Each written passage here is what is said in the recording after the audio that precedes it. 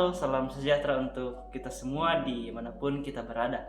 Saya Yegar, mahasiswa dari Institut Agama Kristen Negeri Toraja, program studi musik gerejawi.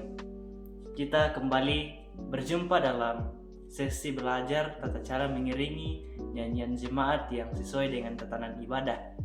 Video ini untuk memenuhi tugas dari mata kuliah musik dan liturgi. Di sini kita tidak akan hanya belajar tentang teori, tapi juga akan melakukan sedikit praktik dari apa yang akan kita pelajari bersama pada hari ini. Memimpin nyanyian dalam liturgi minggu adalah tugas penting yang membutuhkan pemahaman mendalam tentang ritme dan kepekaan terhadap suasana hati jemaat. Dalam video ini kita akan bersama-sama mempelajari bagaimana cara mengiringi nyanyian jemaat. Untuk itu, ikuti video ini hingga selesai. Untuk mengiringi jemaat dengan baik, yaitu kita harus memperhatikan beberapa poin, tentunya sekaitan dengan tata cara untuk mengiringi nyanyian jemaat. Yang pertama yaitu pemahaman tentang liturgi minggu. Yang harus kita lakukan adalah mempelajari tatanan ibadah. Tatanan ibadah minggu adalah kerangka kerja yang mengatur urutan kegiatan seperti pembacaan Alkitab, khotbah, doa, dan nyanyian. Kita harus mempelajari dan memahami jenis lagu yang tepat untuk setiap bagian. Misalnya lagu pujian biasanya dinyanyikan di awal ibadah, sedangkan mazmur atau kidung bisa dinyanyikan sebagai respon terhadap firman Tuhan. Yang kedua, kita harus mengenali tema dari ibadah itu. Tema ibadah minggu memberikan arah dan fokus kepada seluruh rangkaian ibadah. Kita harus memilih lagu yang sesuai dengan tema. Misalnya, jika tema ibadah tentang pengampunan, kita juga harus memilih lagu yang menekankan kasih dan pengampunan Tuhan. Poin berikut yaitu memperhatikan waktu ibadah. Waktu ibadah biasanya terbatas. Untuk itu kita harus memilih lagu yang tidak terlalu panjang dan kita harus menyesuaikan tempo lagu agar ibadah berjalan lancar dan tidak terburu-buru. Poin yang kedua adalah memilih lagu yang tepat.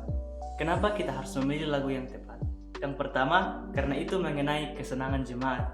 Kita memilih lagu yang familiar dan yang disukai jemaat agar mereka dapat bernyanyi dengan penuh semangat dan melibatkan diri dalam ibadah.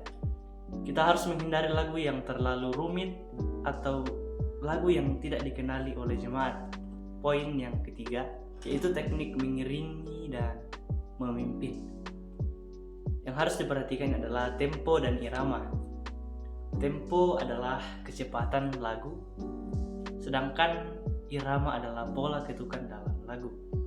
Kita harus mengatur tempo dan irama dengan jelas dan konsisten agar jemaat dapat mengikuti dengan mudah. Kita harus memberikan contoh yang baik di awal lagu agar jemaat dapat menyesuaikan diri dengan tempo dan irama yang kita sudah siapkan. Poin yang berikut adalah volume dan dinamika. Volume mengacu kepada kekuatan suara, sedangkan dinamika mengacu kepada perubahan volume dalam lagu.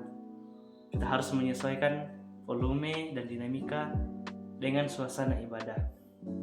Kita harus menghindari juga bermain terlalu keras atau terlalu pelan agar tidak mengganggu kehikmatan dari ibadah itu.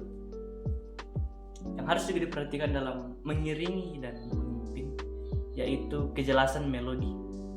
Melodi adalah garis lagu utama. Oleh karena itu, kita harus memainkan melodi dengan jelas agar jemaat dapat mengikuti dengan mudah. Kita harus menghindari bermain terlalu cepat atau juga terlalu lambat agar jemaat dapat mengikuti dengan merasa nyaman. Poin berikut adalah memimpin dengan hati. Memimpin nyanyian bukan hanya tentang memainkan musik dengan benar, tapi juga tentang menyampaikan pesan dan emosi lagu dengan baik, yaitu dari hati.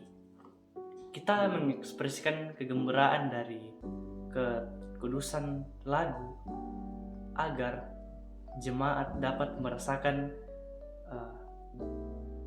musik yang kita bawakan. Poin berikut, komunikasi nonverbal. Kita juga harus menggunakan bahasa tubuh dan ekspresi wajah yang mendukung. Kita juga disarankan untuk memandang jemaat dengan penuh kasih dan dorong mereka untuk bernyanyi dengan sepenuh hati. Sikap dan ekspresi kita akan menggambarkan inspirasi dan motivasi kepada jemaat untuk memuji Tuhan melalui nyanyian yang kita bawakan.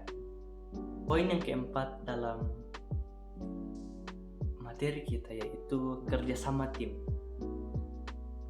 Yang harus kita lakukan agar terjadi kerjasama tim yaitu adalah komunikasi yang baik.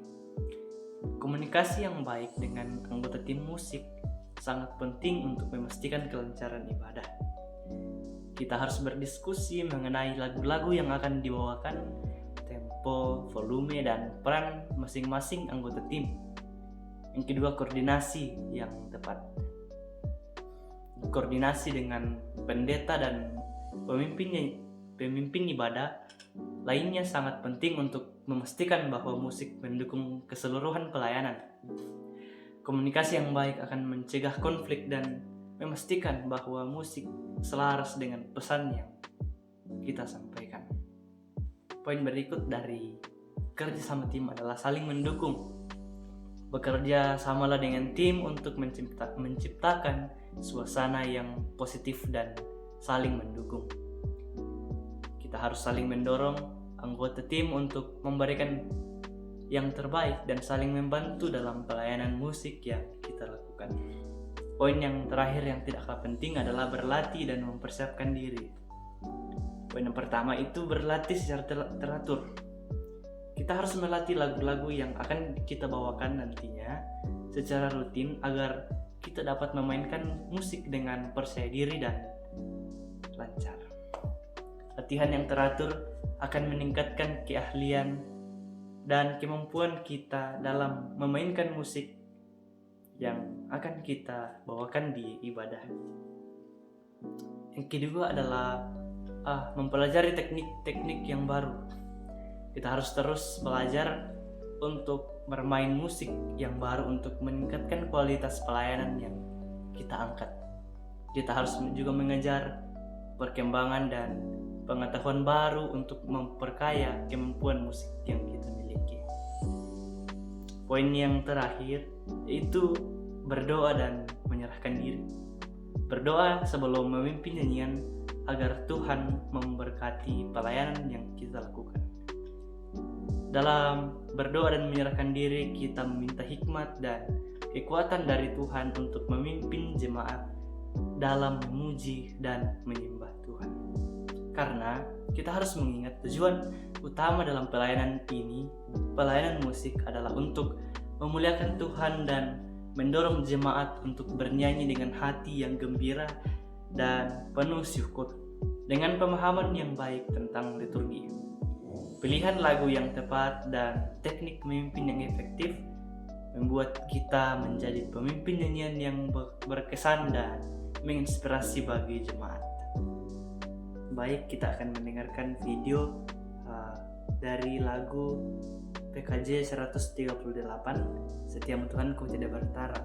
Video yang pertama yaitu video yang iringannya menggunakan piano, dan video yang kedua itu menggunakan rhythm atau orang biasa sebut style, dan juga iringan piano.